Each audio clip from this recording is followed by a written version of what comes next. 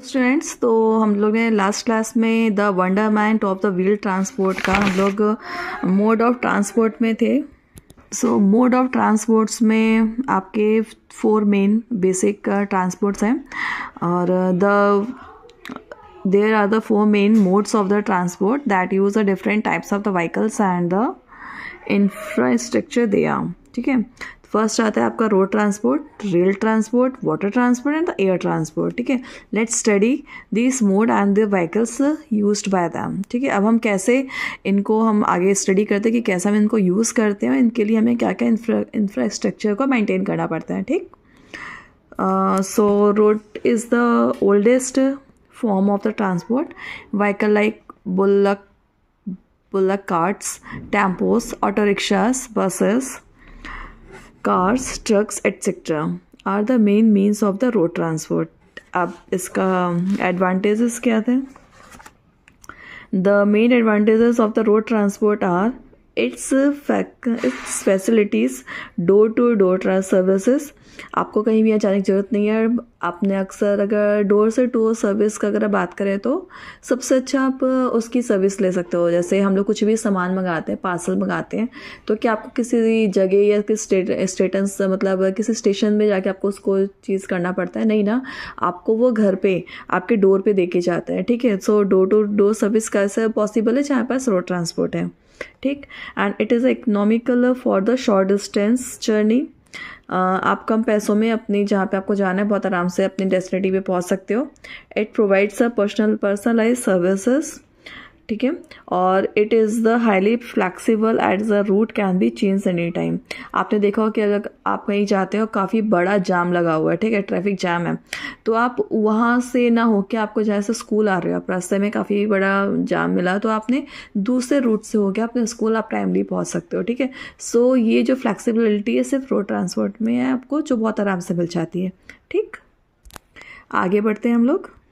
अब roadways in India, the road network in the India is one of the largest network in the world. It consists of the expressway, national highways, state highways, district roads and village road. ठीक है, जो road की जो veg हैं, जो सड़कें हैं, अगर आप नेशनल वो एक कंट्री दूसरी कंट्री तक अगर पहुँचते हैं तो उसको हम नेशनल हाईवे बोलते हैं। और अगर वो एक स्टेट को दूसरे स्टेट से जोड़ते हुए जो हाईवेज निकलते हैं उनको हम स्टेट हाईवे बोलते हैं। अगर एक डिस्ट्रिक्ट दूसरे डिस्ट्रिक्ट को जोड़ती है तो उसको हम डिस्ट्रिक्ट रोड बोलते हैं। और प्लस जो आपकी सड़क गांव से होते हुए दूसरे गांव तक पहुंचती है या सारे गांवों को आगे बढ़ती है उसको हम विलेज रोड बोलते हैं। ठीक है, in India roadways place a critical road in connecting to different parts of India. पूरे इंडिया को आपस में कनेक्ट करने का जो नेटवर्क है वो सबसे बड़ा है रोड का। ठीक है, तो रोड ट्रांसपोर्ट काफ़ी पुराना है और काफ़ी ज़्यादा फ्लैक्सिबल है और इसके को आपस में पूरे इंडिया को आपस में जोड़ता है। ठीक है, सो रोडवेज इन इंडिया अब आपको क्लियर हुआ होगा। जो वेज आपस में जोड़ती हैं इंटरनेशनली, अगर हम एक कंट्री दूसरे कंट्री को तो वो नेशनल हाईवे कहलाता है। अगर एक स्टेट को दूसरे स्टेट से तो वो स्टेट हाईवे कहलाता है। एक डिस्ट्रिक्ट दो डिस्ट्रिक्ट आपस में जोड़ती है रोड के थ्रू, उसको हम डिस्ट्रिक्ट रोड बोलते हैं। और ऐसे ही हमारी विलेज रोड है। ठीक है, सो ये क्लियर हुआ। अब नेक्स्ट हम आते हैं रेल ट्रांसपोर्ट। रेल ट्रांसपोर्ट क्या था? Rail in India the rail transport is the owned and managed by the central government. It carries about 25 million passenger daily from one station to the another. आपको पता होना चाहिए कि हमारे जो India में जो रेल ट्रांसपोर्ट है पूरा का पूरा ये सेंट्रल गवर्नमेंट इसको मैनेज करती है। और इसमें मतलब एक दिन में 25 मिलियन पैसेंजर एक स्टेशन से दूसरे स्टेशन डेली मतलब ट्रेवल कर रहा है, डेली का डेली। ठीक है, और इसके जो मेन फीचर्स हैं वो है sir the main feature of the rail transport are it is suitable for the economical for the long distance. अगर हमें लंबे डिस्टेंस पे जाना है तो ये बहुत ही ज़्यादा आरामदायक मोड है हमको यहाँ से वहाँ लेके जाने का, ट्रेवल करने का। ठीक है, और it is ideal for the movement of the bulky goods, मतलब बहुत ही हैवी, अगर बहुत ही हैवियर, अगर हमारा मतलब बहुत ही हैवी सामान होता है, ठीक है, बहुत से मशीनरी हो गई, गाड़ियाँ हो गई, अगर यहाँ से वहाँ शिफ्ट की जाती हैं, ठीक है, कंपनी अपना सामान यहाँ से मंगवाती है, ठीक है, तो उसके लिए जो रेलवेज़ बहुत ही ज़्यादा आसान और अच्छा ट्रांसपोर्ट होता है. Then it cause the negligible pollution at most trains now run on electricity.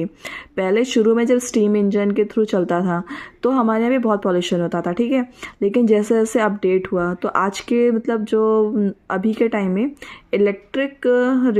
Electricity से वो जो ट्रेन्स होती है वो रन करती हैं और इसलिए उसमें पॉल्यूशन एकदम ना के बराबर होता है, ठीक है. And there is a regularity in the operation of trains. अब इसका क्या मतलब हुआ, मतलब ट्रेन से जो जो ट्रैक वगैरह उनको मतलब ये नहीं कि एक बार डाल दिया फिर कोई उससे मतलब नहीं, उनकी जो ट्रैक्स होता है उनकी डेली चेकिंग होती है. जब भी ट्रेन आपने देखा होगा हर मतलब डेली इसका लास्ट स्टॉपेज होता है, ठीक है, उसमें पूरी ट्रेन की सफाई, उसके हर चीज़ की टेक्निकली उसको सब चेक किया जाता है. इसलिए हमने इसका बोलता है regularity in the operation of the train, मतलब ट्रेन का और प्लस ट्रेन से जुड़े हुए ट्रैक का, स्टेशन का पूरा रेगुलर उसकी चेकिंग होती है, उसको हमको अपडेट रखना पड़ता है, ठीक है, जो कि सेंट्रल गवर्नमेंट के द्वारा किया जाता है. And its fare are the freight एव आर यूनिफॉर्म, मतलब इसका जो प्राइस होता है कोई किसी को भी ट्रैवल करने का बहुत ही लो होता है, बहुत आसानी से. जैसे आपने देखा होगा अलग अलग कैटेगरीज होते हैं, स्लीपर होता है, एसी वाला होता है, फिर जनरल भी होता है, ठीक है, उसमें क्या होता है हर एक के अकॉर्डिंग बहुत आराम से वो लोग सब, कोई भी होता है बहुत आराम से ट्रैवल कर सकता है ट्रेन में. It is free from the traffic jam problem, क्योंकि ट्रैक और इसकी जो मतलब सिस्टम इतना ज़्यादा अच्छे से मतलब वेल मैनेज है कि इसमें ट्रैफिक जाम जैसे कोई प्रॉब्लम ही नहीं होती है, ठीक. फिर नेक्स्ट आता है रेलवे इन इंडिया. अब The Indian Railway is one of the largest railway employers and the system in the world. The Indian Railway has played an important role in the national integrations and there is socio-economic development during the past several years. Electrification of many tracks has been completed. की अगर हम बात करें तो पूरे world में railway transport ऐसा transport system में बहुत सारे एम्प्लॉयज़ की ज़रूरत होती है, इसलिए बहुत से लोगों को इससे नौकरी मिलती है और वो लोग बहुत मतलब सोशल इकोनॉमिक एक तरह से डेवलप होती है. बहुत से जो बेरोज़गार लोग हैं, कोई इसमें कैटरिंग का काम करता है, ठीक है, कोई इसमें सफाई करता है, कोई कुछ करता है, कोई इलेक्ट्रिक का काम करता है, इसलिए जो रेलवे में बहुत सारे लेबर्स का काम लगता है और बहुत सारे लोगों का जो इकनॉमिक है वो अच्छी होती है, ठीक है, और उससे पूरी टोटल जो अपने इंडियन की इकोनॉमिक डेवलप होती है, ठीक. और इसके बाद ड्यूरिंग द मतलब past several years electrification many tracks has been clipped. और इसी को आपने देखा होगा कि काफ़ी पहले कैसे मतलब जो रेल्स होती है, ट्रेन्स होती है, कैसे होती थी, और इसके बाद कितनी सारी नई नई ट्रेन्स निकाली, कितनी तरीके से ट्रेन निकाली, जैसे मेट्रो भी हुआ, बुलेट भी आया, ठीक है, और वंदे भारत भी आए. इससे बहुत अच्छी उस तरीके से नई नई अपडेट करके ट्रेन्स में निकाली गई हैं, ट्रेन्स चलाई गई हैं. और इससे जो ट्रेन का इलेक्ट्रिफिकेशन था, बहुत से मतलब इलेक्ट्रिक के थ्रू चलती है, उसमें ड्राइवर भी नहीं होता, इलेक्ट्रिक के थ्रू पूरी ट्रेन चलती है, मतलब ट्रेन चल रही है, इसमें ड्राइवर भी नहीं है, इलेक्ट्रिक, और उसके थ्रू पूरी ट्रेन अपनी सही डेस्टिनेटी पे पहुंच जाती है सभी लोग को, ठीक है. तो इसलिए जो रेलवे और ट्रेन का सिस्टम इंडिया में बहुत ही ज़्यादा बेटर हो गया है पहले से. फिर हम बात करते हैं वाटर ट्रांसपोर्ट की. India is surrounded by the Bay of Bengal, the Indian Ocean and the Arabian Sea and it is coast line about 6000 kilometre long. आपको पता है पूरा इंडिया पूरा मतलब हर जगह से कहीं ना कहीं वाटर बॉडी से कवर है, ठीक है. और ओशंस है, सी से हम बात करेंगे, एक साइड पे बे ऑफ बंगाल है, इंडियन ओशन है, अरेबियन सी है, और इसके बाद इसकी जो कोस्ट लाइन है कितने 6000 किलोमीटर लंबी है, ठीक है.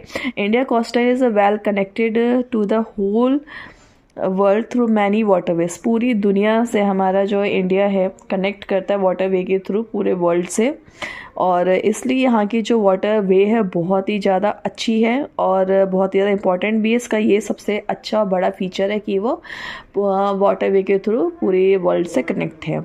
And it also provide the many inland water ways for domestic trade. Domestic trade को के लिए भी बहुत अच्छे वेज हैं, वाटर वेज हैं जो डोमेस्टिक ट्रेड के लिए बहुत ही सुटेबल है, ठीक है. आगे हम बात करते हैं features of water transport. Water transport play an important role in the development of the international trade, ठीक है। इंटरनेशनल बिजनेस हो चाहे कुछ करने के लिए जो वाटर ट्रांसपोर्ट बहुत ही बेटर है, और it possesses the high load carry capacity, और वाटर वे में बहुत ज़्यादा कैपेसिटी होती है कि बहुत ज़्यादा लोड लेके ट्रेवल कर सकता है, ठीक है। It is a relatively economical mode of transport for bulky and the heavy goods like crude oil, cement, iron ores and heavy machinery। बहुत बड़ी बड़ी मशीनरीज हो गई, क्रूड ऑयल हो गया, सीमेंट हो गया, आयरन, ये सबको इसके थ्रू बड़ी बड़ी शिप्स के थ्रू ट्रेवल किया जाता है यहाँ से वहाँ उसकी, और ये हमारे इकोनॉमिकल मोड से बहुत ज़्यादा रिलेट करता है। फिर it does not need the much infrastructure like low roads, कोई इंफ्रास्ट्रक्चर की बिल्कुल भी ज़रूरत नहीं होती है, बहुत मिनिमम उसमें हमारा काम हो जाता है, ठीक है। ऐसे water transport requires a large investment on the ships and their maintenance and the port. इसका पूरा जो खर्चा आता है, ठीक है, वाटर ट्रांसपोर्ट में किसका आता है, इसका जो शिप्स के ऊपर आता है, और उनकी मेंटेनेंस को, मतलब उनकी देख रेख, उनको कैसे मेंटेन रहेंगी, वो लंबे समय तक टिकेंगी, इस पे खर्चा आता है। और जो इसके पोर्ट्स होते हैं बस उतने उनमें खर्चा आता है। बाकी अगर हम इंटरनल बात करें तो ऐसा कोई हमको अलग से इंफ्रास्ट्रक्चर बनाने की कोई ज़रूरत नहीं पड़ती, मेन खर्चा इसका इसी पे आता है, ठीक है।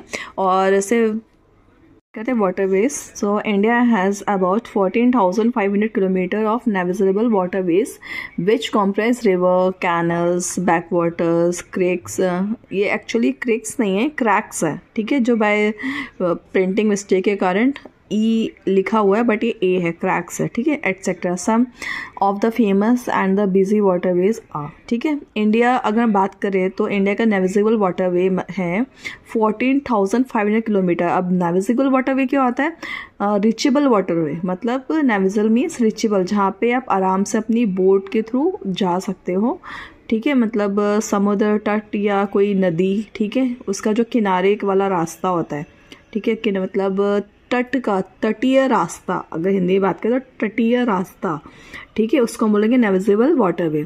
विच कॉम्प्राइज द रिवर, कॉम्प्राइज मतलब रिवर्स को अलग अलग तरह से एक रिवर है, ठीक है, वो कैनल में भी जा रही है। बैक वाटर मतलब क्या होता है कि जैसे नदी में डैम लगाते हैं, ठीक है, रिवर्स में डैम लगाते हैं, लेकिन डैम के कारण या कहीं का जो उसका मेन है उससे पहले जहाँ से मेन मतलब पानी छोड़ा जाता है, वो पानी अगर ना छोड़ा जाए तो क्या होगा, जो पानी है वो धीरे धीरे सूख जाएगा, उसको बोलते हैं बैक वाटर, ठीक है, ये वापस चला जाएगा उसमें।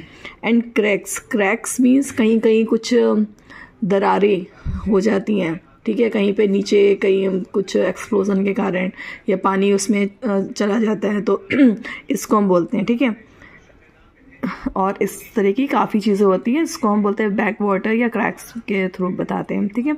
सम of the famous busy waterway, वो वाटरवे जो बहुत ही बिजी रहती हैं और रेगुलर रहती हैं, जैसे the Ganga between Allahabad 1600 kilometre. Second है the Sadiya and Dhubri stretch of river Brahmaputra 891 kilometre. एक है the Kollam Kottapuram stretch of water coast canal along Champaram and Ayodhya Mandal Canal 205 kilometer, ठीक है। And about 50 million tons of cargo is transported every year by inland water transport in our country, ठीक है। हमारी country से 50 million ton cargo means बड़े बड़े जो containers होते हैं इनके को ट्रांसपोर्ट किया जाता है इनलैंड वाटर ट्रांसपोर्ट के थ्रू। मतलब ये नहीं कि केवल आप ऊपर ऊपर ले गए, मतलब इनलैंड मीन्स कंट्री के अंदर से जो रिवर्स वाटरवे जा रही है उनके थ्रू, ठीक है। 50 मिलियन टन हर साल ट्रांसपोर्ट किया जाता है, यहाँ से कार्गोस लाए जाते हैं, ठीक है। इसके बाद हम लोग आगे बढ़ते हैं एयर ट्रांसपोर्ट की तरफ, और जो बहुत ही ज़्यादा एक्सपेंसिव है और रिस्की भी है, शायद से ये इसके खास फीचर भी होने वाले हैं। तो चलिए हम स्टडी करते हैं। The air transport is of the recent origin in the array of the transport mode. Indian air transport is some of the fastest developing aviation sectors in the world. The aircraft use air transport include helicopter, aeroplanes and jet planes, ठीक है। Air transport is the recent origin in the air transport modes. India transport is the fastest developing aviation sector in the world. The aircraft used in the air transport include helicopter, aeroplanes and jet planes. ठीक है, अगर इसमें बात करें तो array of the transport modes मतलब बहुत ही heaviest, बहुत ही बड़े, बहुत ही ज़्यादा मेमोरेबल डाटाज और उन सबका जो एक रखना वो किस में आता है, एयर ट्रांसपोर्ट में आता है। ठीक है, ये ट्रांसपोर्ट ऐसा, इसमें काफ़ी आपका डाटास की ज़रूरत होती है, काफ़ी इनके थ्रू, क्योंकि रेडार ये सब क्या डिग्री ये सब का इससे बहुत ज़रूरत होती है कि इसको कहाँ लैंडिंग कराने, कहाँ क्या करना है, ये सब रेडार सब एक होता है। तो इसके लिए काफ़ी हमको एक पर्टिकुलर अच्छा डाटा और मेमोरी दोनों चाहिए होता है। ठीक, फिर इंडियन एयर ट्रांसपोर्ट बहुत ही ज़्यादा fastest navigation sectors in the world, पूरे वर्ल्ड में सबसे ज़्यादा एविगेशन सेक्टर मीन्स जिसके अंदर सारी चीज़ें इंक्लूड है। इसका मतलब मशीनरी, इसका इंफ्रास्ट्रक्चर, इसका एयरपोर्ट, इससे जुड़ी सारी, इसका मेंटेनेंस, यहाँ तक कि जो मिलिट्री से भी जुड़ी इसके जो इसको हम अक्सर आपने देखा होगा ना कि मतलब प्लेन्स यूज़ किए जाते हैं तो उससे जुड़ी सारी चीज़ें जो रखी जाती है उसको बोलते हैं एविएशन सेक्टर। ठीक है, तो इसको aviation sector in the world मतलब सबसे बड़ा इसको वो सेक्टर बोलते हैं जिसके अंदर सारी चीज़ें आती हैं, बहुत बड़ा एक ग्रुप है। ठीक है, जिसमें सारी चीज़ें इंक्लूड करता है, इसकी मशीनरी, इसका इंफ्रास्ट्रक्चर, मिलिट्री से जुड़ी चीज़ें। ठीक है, the aircraft used in the air transport include helicopter, aeroplane and jet planes. Features of air transport, it is the most modern and the quickest mode of transport. Air transport expensive, बहुत महंगा होता है, अब quickest मतलब बहुत ही जल्दी पहुँचा देता है हमको यहाँ से वहाँ दूसरी जगह तक, और due to its high operating cost, क्योंकि इसको ऑपरेट करने के लिए बहुत ही ज़्यादा हाई फ्रिक्वेंसी चाहिए होती है, हाई कॉस्ट, क्योंकि काफ़ी ज़्यादा कॉस्ट पे किया जाता है इसको एक वर्केबल बनाने के लिए, इसलिए बहुत एक्सपेंसिव होता है। It's provide the comfortable and the efficient service, बहुत ही कंफर्टेबल। आप जब भी प्लेन में सफ़र करोगे आपके हर चीज़ का ध्यान रखा जाता है, आपके खाने पीने सभी का। And the air transport is the free from the physical barriers, कोई फिज़िकल बैरियर नहीं है कि अब यहाँ पे हो गया, अब इसके आगे अब यहाँ पे जाम लग गया कि यहाँ पे सड़क टूटी तो नहीं जा सकते, यहाँ पे इस तरह का कुआं है तो यहाँ से वाटरवे भी पॉसिबल नहीं है, कुछ बैरियर्स है, इसमें ऐसा कुछ भी नहीं है। हवा में उड़ना आराम से, आप मतलब सिर्फ रडार के थ्रू आपको गाइड किया जाता है कि आपको इधर नहीं जाना, ये आपकी बाउंड्री नहीं है, बाकी इधर कोई इस तरीके की फिजिकल बाउंड्री नहीं होती है इसमें। ठीक है, and however air transport is a risky because, लेकिन ये सब के बाद ये रिस्की है क्योंकि chances of survival are not there is a case of plane crashes. हो सकता है किसी कमी अगर प्लेन क्रैश हो जाए, इस तरह का बहुत बड़ा रिस्क रहता है लाइफ का। And however plane crashes are rare, वैसे ये रेयर मतलब बहुत ही कम ऐसा होता है कि प्लेन क्रैश हो, लेकिन मतलब क्योंकि नॉर्मल अगर वो पैसेंजर को लोड करके दूसरी जगह जा रहा है, लेकिन बाई चांस ये रिस्क तो होता है, ये पता नहीं कुछ टेक्निकल कमी कारण शायद से हो जाए तो एक रिस्की होता है। ठीक है, तो इसके आगे अगर हम अभी और थोड़ा इसको डिटेल में पढ़ते हैं तो एयर ट्रांसपोर्ट इन इंडिया, मतलब इंडिया में किस तरह से उसको देखा जाता है। In India the beginning of the transport was made in the 1911 with 10 kilometre air mail service. Air mail की जो 10 किलोमीटर सर्विस है उससे स्टार्ट किया गया था इंडिया में, किसके बीच में, इलाहाबाद से एंड नैनी के बीच में। The real progress was made इन, जो उनको अच्छी जो बढ़ोतरी दिखी अपने में 1920 में देखी, when some aerodromes are constructed and the Tata Sons Limited started operating internal air services in 1922।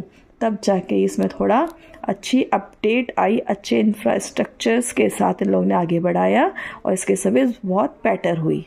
सुना, एयरड्रोम्स, एयरड्रोम्स क्या होता है, मतलब प्राइवेट, जैसे निजी, मतलब कोई अपना पर्सनल अगर एयरक्राफ्ट उड़ाना चाहे, कुछ रखना चाहे तो यहाँ पे मतलब कनेक्ट हुए एरोड्रोम्स, जैसे टाटा सन्स लिमिटेड, मतलब ये गवर्नमेंट के थ्रू नहीं थे, ये अपना प्राइवेट थे जो इसमें कनेक्ट हुए पर्सनल। ठीक है, और तो उन्होंने और अच्छा इसको बनाया और इसकी जो बेस्ट सर्विस स्टार्ट हुई 1922 में स्टार्ट हुई, मिला के आगे अपने वर्क को आगे बढ़ाया, जिसमें और आई इंडिगो और जेट एयरवेज, स्पेस जेट और Air Asia India, Air Pegasus and the Vistara. ठीक है, इस तरह के नाम के साथ कंपनी आई आगे और उन्होंने गवर्नमेंट से हाथ मिला के अपने और गवर्नमेंट के से मतलब कनेक्ट होके अपने वर्क को आगे बढ़ाया, जिससे हमारे एयरवेज में बहुत सारी बेटर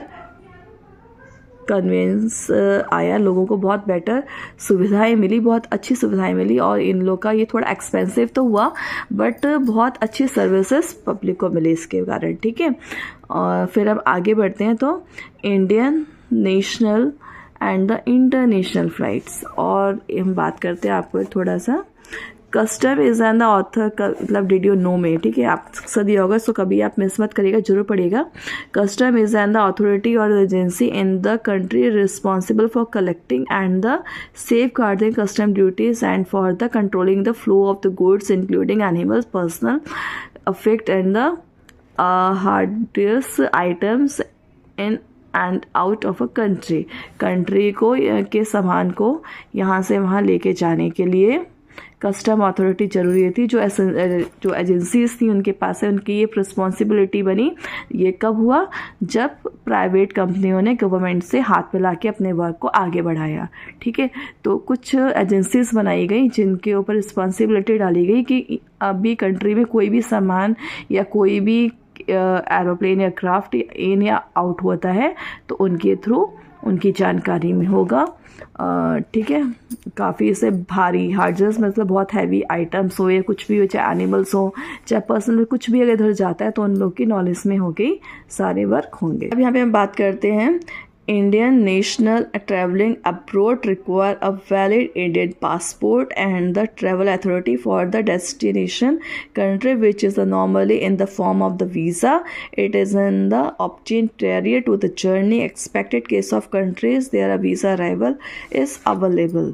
अब इंडियन पासपोर्ट आपने नेशनल इंटरनेशनल, अब ये मतलब इंडियन तक तो ठीक है। अब इंडिया के बाहर आप जाते हो, ठीक है, इंटरनेशनल फ़्लाइट्स पर करते हो, तो अभी आपको सबसे ज़रूरी क्या है? पासपोर्ट और वीज़ा। अब पासपोर्ट और वीज़ा से आप क्या समझते हो? ठीक है, सिंपल सी चीज़ है। जैसे आप इंडिया में रहते हो, ठीक है, तो इंडिया में आपकी आइडेंटिटी क्या है? आपके पास क्या है? कोई कार्ड दिखाने के लिए आधार कार्ड है ना। आप इंडिया से बाहर किसी भी कंट्री में अगर आप जाते हो तो आपका वहाँ पे आपकी आइडेंटिटी किससे होगी? आपके पासपोर्ट से होगी। तो किसी बाहर कंट्री में मतलब अब्रॉड जाने के लिए आपको पासपोर्ट बहुत ज़रूरी है, जो उस कंट्री में आपकी आइडेंटिटी है कि आप कहाँ से हो, क्या हो। ये आपका जैसे इंडिया में आधार कार्ड, इंडिया के बाहर जाने के लिए आपका पासपोर्ट ज़रूरी है, ठीक है। अब है नेक्स्ट है वीज़ा। अब वीज़ा क्या होता है? आप किस कंट्री में जा रहे हो, कितने टाइम के लिए जा रहे हो, ये सब आपका होता है वीज़ा में।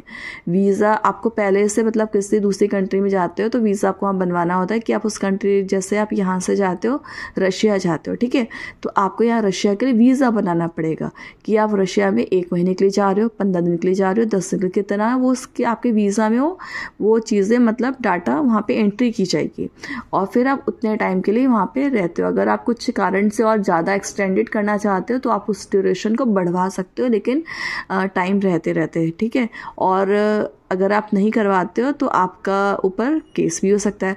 और अगर किसी कारण से अगर आपको पहले जाना है तो कोई बात ही नहीं है, ठीक है, लेकिन जो ड्यूरेशन उससे ज़्यादा के लिए आपको वहाँ से परमिशन लेनी पड़ती है, पहले से कुछ मतलब पेपर वर्क होता है वो आपको करना पड़ता है, ठीक है।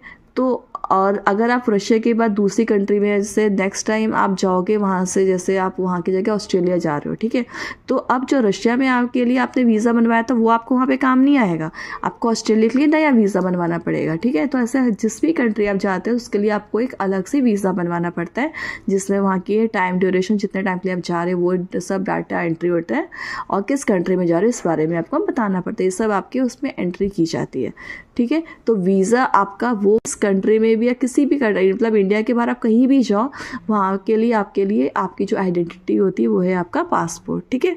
तो मेरे हिसाब से चैप्टर तो कंप्लीट हो गया और कोई डाउट नहीं रहने चाहिए। चैप्टर मुझे लग रहा है मैंने बहुत अच्छे से पढ़ाया है और आपको भी बहुत अच्छे से समझ में आया होगा। और फिर भी अगर कोई डाउट रह जाता है तो बिल्कुल वरी होने की जरूरत है, बिल्कुल भी वरी आप मत होइए, बिल्कुल परेशान मत होइए, कमेंट करिए और क्वेश्चन पूछ सकते हैं। कुछ भी डाउट होता है आराम से पूछिए, तसल्ली से पूछिए और डीपली और अच्छी जानकारी लीजिए। और हाँ, अगर अभी तक आपने अपना चैनल सब्सक्राइब नहीं किया है तो उसको सब्सक्राइब करिए। आगे आने वाले चैप्टर्स भी तो आपको पढ़ने हैं, एक्सप्लेन करने हैं ना मैम से पहले, तो उसके लिए आपको तैयार होने के लिए तो चाहिए। और इसको ज़्यादा से ज़्यादा शेयर करिए ताकि आपके साथ आपके फ्रेंड्स भी अच्छी नॉलेज ले सकें, ठीक है। सो मिलते मिलते हैं अपने आगे आने वाले नेक्स्ट वीडियो में। तब तक के लिए टेक केयर, बाय बाय।